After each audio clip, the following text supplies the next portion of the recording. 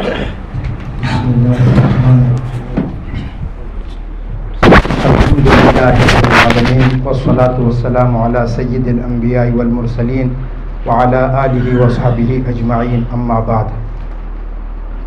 حضرت والا دامت برکاتہم کے درس کے بعد کسی اور بات کے کہنے کی ضرورت نہیں ہے۔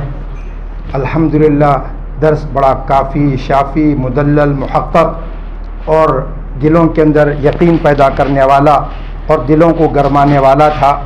اور جیسا کہ حضرت نے بیان فرمایا کہ آخری جو بخاری شریف کا درس ہوتا ہے اس میں سارے لوگوں کو اکٹھا کیا جاتا ہے، حدیث کی اہمیت کو بتانے کے لیے ساری تفصیلات بتا دی۔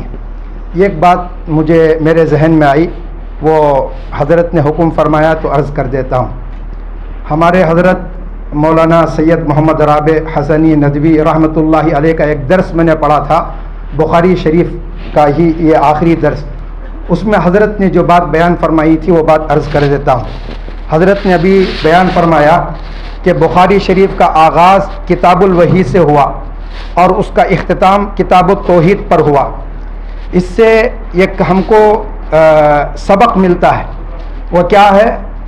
آواز آ رہی ہے؟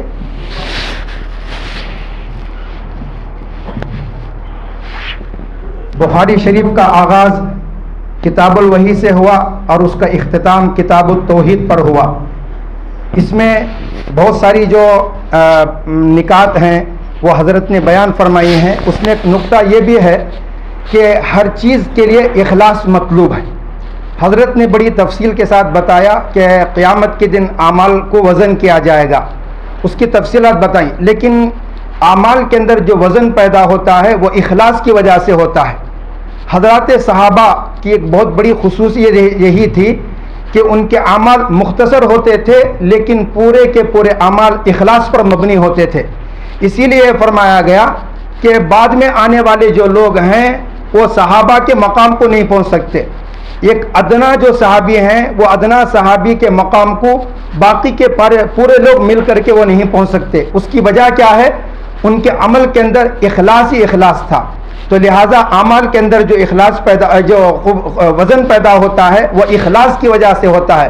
توحید کے اندر بھی اخلاص ضروری ہے، جیسے کہ حضرت نے فرمایا کہ اللہ تبارک و تعالیٰ نے جو ہے دو باتیں جو ہے بیان فرمائی، ایک ہے شرک کی نفی، عیب کی نفی، اور دوسری بات اللہ تبارک و تعالیٰ کی صفات کمالیہ اور جمالیہ کا اثبات اور اس کا اظہار۔